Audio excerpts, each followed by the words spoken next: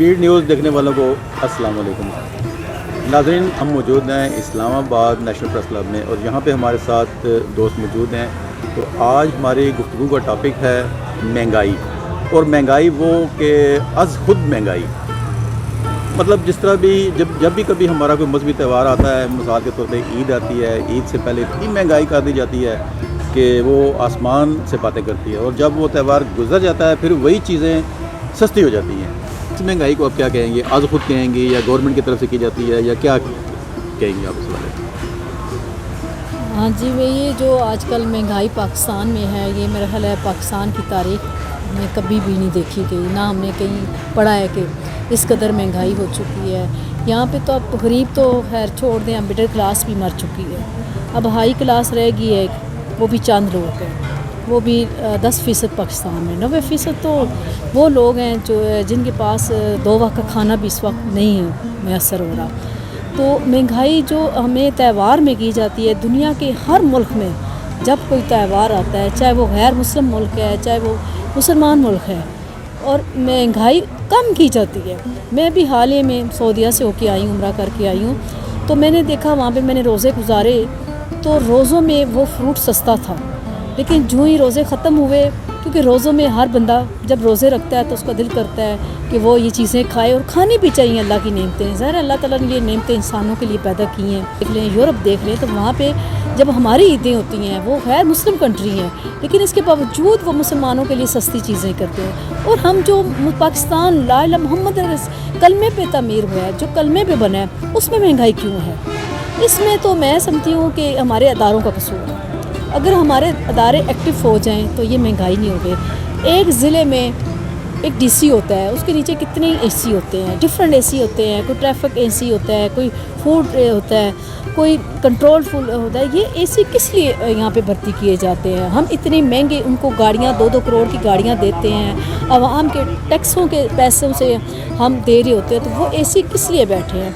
वो जाके बाज़ारों में चेक करें। देखिए, हज़रत उमर फ़ारूक रातों को बेहस बदल के दिन के वक्त भी वो मार्केटों में जाते थे, बाज़ारों में जाते थे, इवन के लोगों के घरों में। इतनी बड़ी सल्तनत थी। हम अब कहते हैं कि पाकिस्तान की आबादी बढ़ गई, इतना बड़ा पाकिस्तान है, कैसे कंट्रोल करे थे। ये भी तो सोचें कि दौर में कितनी बड़ी सल्तनत थी, इसके बावजूद उन्होंने भेस बदल के वो जाते थे बाज़ारों में, देखते थे कि कहाँ चीज़ें महंगी हैं। तो अगर वो कर सकते तो आजकल के टेक्नोलॉजी के दौर में हमें इतनी अल्लाह ताला ने टेक्नोलॉजी दे दी है, हमारे पास इतने वसाइल हैं कि हम तो बैठे हुए दफ्तरों में भी देख सकते हैं बाहर क्या हो रहा है, और इतनी महंगाई हो रही है। तो हमारी हुकूमत को चाहिए कि वो इन चीज़ों को कंट्रोल करे। अब रोज़ों में खाना पीना मुश्किल हो जाता है। हम किस कंट्री में सांस ले रहे हैं? जिस कंट्री को हमने इस्लाम के नाम पे बनाया है, और हमने इसलिए बनाया, हम उनसे लादा इसलिए हुए कि हम अपने त्यौहार पे खुशी से त्यौहार मनाएंगे और हम अपनी इबादतें करेंगे। त्यौहार का मतलब है हम खुशियाँ मनाएंगे। जब हम खुशियाँ मनाएंगे, अपने बहन भाइयों को जमा करेंगे, तो उसमें खाने पीने का भी इंतज़ाम करेंगे। अगर हम खाने पीने की चीज़ें, इतनी हमारी बुनियादी चीज़ें महंगी हो गई हैं, तो हम त्यौहार कैसे मना सकते हैं? तो मैं हुकूमत से और ये अपने जो हमारी इंतज़ामिया होती है शहरों की, उनको चाहिए कि वो प्लीज़ बाज़ारों में जाएँ, मार्केटों में जाएँ, वो देखें। हालांकि होल सेल में चीज़ें इतनी महंगी नहीं होती, जब जूँ आगे आती है तो ये डबल रेट पे बिकती है। क्यों बिकती हैं डबल रेट पे? फिर इसके बाद एक और भी है, अभी हाल ही में पंजाब हुकूमत ने 16 रुपये रोटी की, लेकिन पंजाब हुकूमत ने कोई पूरा सर्वे नहीं किया कि आटा महंगा है, बिजली महंगी है, तो वो जाके जी रोटी महंगी कर रहे हैं। मैंने जब सर्वे किया कुछ होटलों पे, कुछ तंदूरों पे गई, तो उन्होंने मुझे बताया कि बिजली भी तो सस्ती करें, गैस इतनी महंगी, तो वो 16 रुपये रोटी कैसे दें? कहीं जगह उनका भी कहना दुरुस्त था। अब वो कहते हैं कि अगर हम रोटी सस्ती करेंगे तो फिर हम आटे को छोटा कर देंगे। अब आटा छोटा हो जाएगा, पेड़ा छोटा हो जाएगा, तो वो रोटी कहाँ ऐसी रोटी देगी? तो हुकूमत को चाहिए कि गैस भी सस्ती करें, बिजली सस्ती करें, फिर इनके ऊपर चेक बैलेंस रखें कि मार्केटों में जाएं। आपने एसी इतने भर्ती किए होते हैं, वो किसकी एक आला तालीम हासिल करके पूरे पाकिस्तान का कंपटीशन इम्तिहान पास करके आते हैं, पूरा जनरल नॉलेज उनके पास होता है, तो वो क्यों नहीं जाके इस चीज़ को देखते? इनको देखना चाहिए। अब हमारे मुल्क में दिन ब दिन गुर्बत बढ़ती जा रही है, स्कूलों की फ़ीसें इतनी ज़्यादा हैं, हमारा میڈیکل اتنا مہنگا ہو چکا ہے کہ اب ڈاکٹروں کی فیسیں اتنی ہو چکی ہیں. تو میں سمجھتی ہوں تو غریب تو خیر ختم ہی ہو گیا پاکستان میں, جو غریب جس کو ہم کہتے تھے. اب تو مڈل کلاس بھی ختم ہو چکی ہے, اب ایک اپر کلاس رہ گئی ہے, ہائی اپر, وہ تو 10% ہے. 90% کہاں جائیں گے ہم نے پاکستان اس لیے حاصل کیا تھا, کیا ہمارے بڑوں نے اس لیے حاصل کیا تھا. پاکستان کو اللہ تعالیٰ نے 4 موسم دیے ہیں اور یہاں پہ اتنے خزانہ ہے, ہر چیز ہمارے پاس ہے.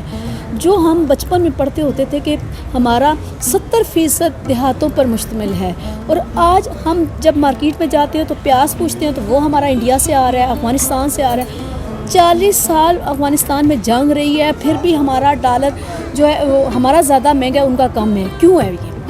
ابھی ریال میں حال ہی میں گئی تھی تو ہمارا 75 روپیہ ریال تھا, جبکہ بنگلہ دیش کا 23 روپے اور انڈیا کا 26 روپے.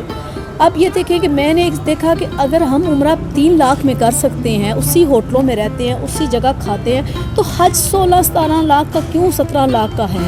میں حکومت سے اپیل کروں گی کہ خدا را حج کو سستا کیا جائے. کوئی وقت یہ تھا کہ ہم بینکوں کی لائنوں میں کھڑے ہو کے فارم حاصل کرتے تھے حج کے, اور پھر مشکل سے قرآن اندازی میں ہمارے نام آتے تھے. آج یہ وقت آ گیا ہے کہ حکومت روڈوں پہ لکھ رہی ہے کہ آئے حج کریں, اور یہ جو اناؤنسمنٹ کیا جا رہا ہے یہ بھی وقت آنا ہے, اور ہم سعودی عرب کو سیٹیں واپس کرتے ہیں, جبکہ ہم آج سے 5 سال پہلے سعودی حکومت کی منتیں کر کے ہم ان سے سیٹیں لیتے تھے کہ ہمارے حاجی رہ گئے ہیں, ہم انتظار کرتے ہوتے تھے. آج یہ کیوں ایسا ہو رہا ہے پاکستان میں؟ میں سمجھتی ہوں جتنا پاکستان میں اسلام ہے, میں نے دنیا دیکھی ہے, وہاں پہ اس قدر نہیں ہے جتنے اللہ تعالیٰ کو ماننے والے پاکستان میں ہیں اور اسلام کے مطابق چلنے والے ہیں. ہمارے تہوار جو سب سے بڑی بات ہے بقرہ عید پہ میں نے حالیہ دیکھا کہ ایسے لوگ جو 4 بکرے دیتے تھے, آج وہ 1 بکرا بھی قربان نہیں کر سکتے. کیوں ہے؟ جبکہ ہمارا ملک تو 70% دیہاتوں پہ مشتمل ہے. ہمیں مل کے سوچنا چاہیے. اس پاکستان کو اللہ نے بہت کچھ دیا ہے کہ ہمارا وہ پاکستان ہے کہ آپ چلے جائیں تو 1 کلومیٹر کے بعد آپ کو کھیت نظر آنے شروع ہو جائیں گے. تو میں سعودیہ کا دیکھا, میں نے 5 گھنٹے مدینہ سے مکہ سفر کیا تو مجھے 5 گھنٹوں میں کوئی کھیت نظر نہیں آیا, جبکہ میں اپنے پاکستان سے نکلتی ہوں تو 1 گھنٹہ میں سفر کرتی ہوں تو مجھے کھیت نظر آتے ہیں. کیا چیز نہیں ہے ہمارے پاکستان میں, صرف اس کو استعمال کرنا نہیں آ رہا, اس کے اوپر چیک بیلنس نہیں ہے. ہمیں جب تک ہمارے پاس چیک بیلنس نہیں ہوگا اس وقت تک ملک سے مہنگائی نہیں ختم ہو سکتی. جی چوہے صاحب آپ کیا کہیں گے؟ جی بالکل جی, میڈم نے بہت اچھی باتیں کی ہیں, زبردست قسم کی بات. یہی بات کہ ہمارے ذہن میں چل رہی تھیں یہ باتیں, لیکن ایک چیز میں تھوڑی سی ایڈ کرنا چاہتا ہوں اس کی بات کو آگے بڑھاتے ہوئے کہ جو ہے نا اس میں پاکستان میں جو خاص طور پہ یہ باتیں ہو رہی ہیں مہنگائی کی, پاکستان میں ایک مافیا ہے, وہ مافیا کام کر رہا ہے. وہاں پر حکومت بے بس نظر آتی ہے. مثلاً آپ لے لیں مرغی. حکومت کیوں بے بس ہے؟ ہاں, حکومت یہ کہ حکومت کے اپنے جو ہے نا کریکٹر کردار وہ بھی انوالو ہوتی ہیں, اس لیے حکومت بے بس ہوتی ہے. یہ پورا مافیا ہوتا ہے, یہ پورا پلاننگ ہوتی ہے ان کی. جیسے مرغی آپ لے لیں, پولٹری وغیرہ, وہ کہتے ہیں یار یہی سیزن لگانا ہم نے, وہ اپنی دام بڑھاتے ہیں.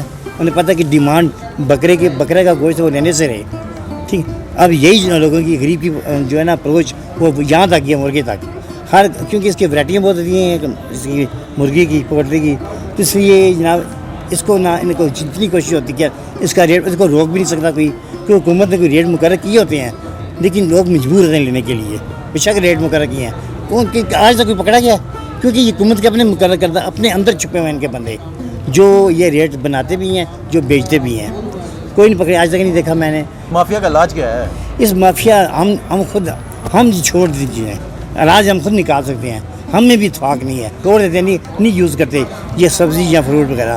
مجھے پتہ ہے یہ سبزی وغیرہ یوز نہیں نہ کریں گے ہم لوگ تو کچھ دنوں بعد یہ خراب ہو جاتی ہے, خود بخود ریٹ نیچے آ جاتا ہے. کیلا لے لیں مثال, ہم کیلا, ٹماٹر لے لیں, کیلا, ایسی چیزیں, انگور, امرود, یہ ہم نہیں استعمال کرتے. 4 دن نہیں کرتے ہم, بالکل چھوڑ دیتے ہیں. 4 دن بعد دیکھنا جب گلنا سونا شروع ہو جائے گا لوگ پھر وہ خود بخود نیچے لے آئیں گے. لیکن ایک چیز میں ایک چیز بتاؤں, کچھ وہ بندے ہیں جو باقاعدہ نہ ریٹ دیکھتے نہ کچھ نہیں, 5 کلو کیلا ڈال دو, 5 کلو یہ دو, وہ ڈال, وہ ان کے لیے عیدی بنی ہوئی ہے. ماشاء اللہ میڈم کا بھی بڑا اچھے سوال کیے ہیں, اور چوہری صاحب نے بھی. لیکن اس میں آپ کو ایک بات بتانا چاہتا ہوں کہ اس میں عوام کا بھی بہت قصور ہے. عوام کا یہ ہے کہ گوشت تھا ہمارا 950 روپے کلو تھا رمضان میں, اور 1200 روپے کلو ईद वाले रोज़ चांद रात को हुआ, लोगों ने 5-5, 10-10 किलो 1200 रुपए के हिसाब से लिए है। लोग 5-5, 10-10 किलो लेके जाते हैं। लोगों के पास पैसे हैं, हम ये कहते हैं ये हुकूमत का सारा कसूर नहीं, यही अवाम का भी कसूर है। केला का फ़र्ज क्या अगर 200-300 रुपए की दर्जन है, ना लें आप उसको छोड़ेंगे तो ये ख़राब होगा, तो जब जान जुड़ेगी। अब उसके बाद अब मैंने देखा कसाई से मेरी बात हुई है इन दिनों में, तो उसने वो रेट 1200 रुपया पक्का कर लिया। तो मैंने उसको पूछा ये तो तुमने रमज़ान में किया हुआ, तो कहता है जी हमारे रमज़ान में ये केस हमारा ये चल रहा था रेट, तो अब उस रेट पे ही हम इत्फाक कर रहे हैं, हम 1200 रुपये किलो ही देंगे। अब वो 1200 रुपये किलो के हिसाब से ले रहे हैं। अगर बच गया, मैं गरीब आदमी हूँ, मैं कहूँगा यार मैंने तो 800-900 रुपये किलो ले रहा था, अब तुम 1200 रुपये, अब 2200 रुपया छोटा हो गया है।